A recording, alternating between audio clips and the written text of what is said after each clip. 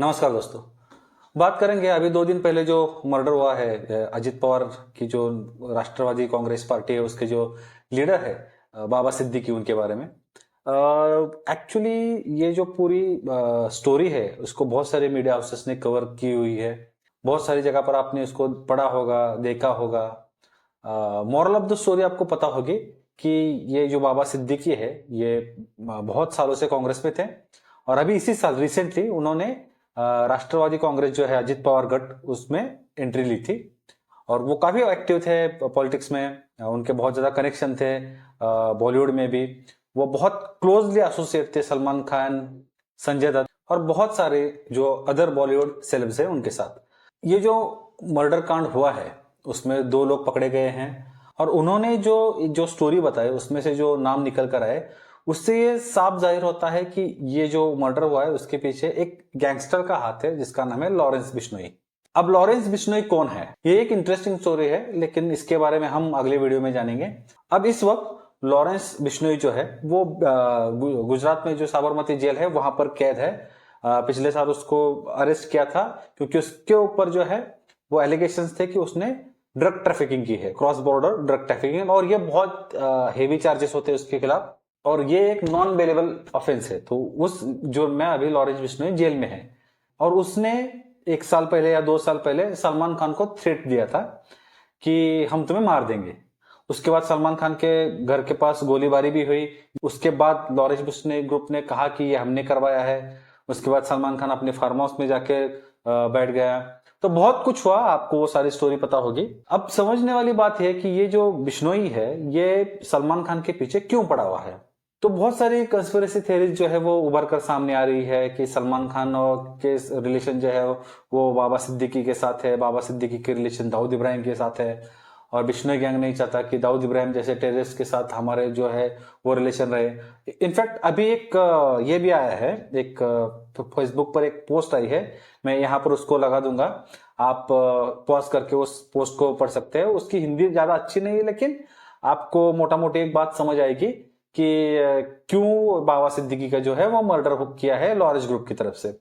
फिर एक और उसमें एक कॉन्स्पिरेसी थ्योरी आई है। तो बीजेपी के एक लीडर है, उन्होंने कमेंट किया आज से 20-25 साल पहले सलमान खान ने जो एक एलिजेडली एक ब्लैक बक मारा था तो वो बिश्नोई समाज में उसको बहुत इंपॉर्टेंस है और इस वजह से जो है वो बिश्नोई जो समाज है वो सलमान खान के अगेंस्ट है। तो बहुत सारी कंस्पिरेसी थ्योरीज हैं जो अभी सामने आ रही है।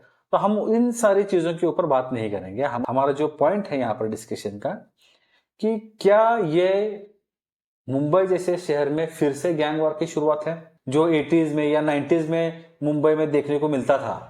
किस तरह से ये जो पूरी सिटी है मुंबई वो कुछ गैंगस्टर्स ने अपने हाथों में ले रखी थी। दाऊद इब्राहिम गैंग हो गया, अरुण गवली गैंग हो गया, छोटा राजन, छोटा शकील, बहुत सारे गैंगस्टर्स थे और पूरा मुंबई इनके कंट्रोल में था। फिर जो है वो पुलिस एक्शन में आई और फिर ये गैंग वॉर को खत्म करते हैं। आज की सिचुएशन ऐसी है कि मुंबई को एक सेफ सिटी कहा जाता है। तो दिल्ली को इतना सेफ नहीं माना जाता जितना मुंबई को माना जाता है। तो क्या मुंबई में एक बार फिर से ये गैंग वॉर जो है वो शुरू हो चुके हैं। और दूसरा एक सवाल यहाँ पर पैदा होता है कि लॉरेंस बिश्नोई जो अभी इस वक्त जेल में है, क्या वो जेल से ऑपरेट कर रहा है, कैसे ऑपरेट कर रहा है, उसका कम्युनिकेशन कैसे हो रहा है, कौन करवा रहा है कम्युनिकेशन, और क्या ये पॉसिबल है कि बिना पॉलिटिकल सपोर्ट के एक गैंगस्टर जो है वो जेल के अंदर बैठकर इतना बड़ा जो है हत्याकांड करवा सकता है। सवाल बहुत सारे हैं और हमारा जो डायरेक्शन है वो थोड़ा सा अलग जा रहा है। लोग बात कर रहे हैं कि बाबा सिद्दीकी को क्यों मारा, किस लिए मारा, क्या उसके कनेक्शन थे दाऊद के साथ या नहीं थे। आज से कुछ साल पहले बाबा सिद्दीकी के ऊपर मकोका भी लगा था। तो वही सारी चीजें जो है वो अपनी जगह है, इसके ऊपर इन्वेस्टिगेशन होगी। दिल्ली से अभी एक स्पेशल इन्वेस्टिगेशन टीम आई है मुंबई जो इन्वेस्टिगेट करेगी। लेकिन सवाल वही है कि क्या ये गैंग वॉर की शुरुआत है, क्या बिना पॉलिटिकल सपोर्ट के ये पॉसिबल है कि एक गैंगस्टर जेल के अंदर बैठकर इस तरह से जो है वो गतिविधियां कर सकता है। और ये कोई पहला अटैक नहीं है, ये कोई पहला मर्डर नहीं है। सिद्धू मूसेवाला का भी मर्डर ऐसे ही हुआ था। सलमान खान के ऊपर भी उसके घर के सामने गोलीबारी हुई थी। अब ये बाबा सिद्दीकी का मर्डर। तो कहीं ना कहीं ये सवाल जो है वो खड़े होते हैं कि क्या एक बार फिर से हम 20-25 साल पहले जा रहे हैं? क्योंकि बीच के जो 10-15 साल थे उसमें स्पेशली मुंबई महाराष्ट्र में ये गैंगवॉर की जो न्यूज थी वो खत्म हो चुकी थी। हाँ, कुछ लोग थे जो बीच बीच में आकर कुछ कर देते थे, लेकिन उसका जो लेवल था वो इतना बड़ा नहीं था।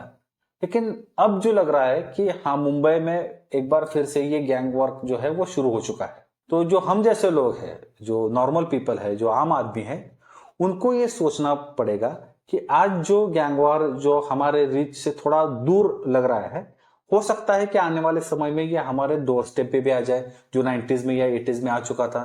तो सिचुएशन अलार्मिंग है, तो इसको समझना होगा और सवाल जो है वो पूछने होंगे।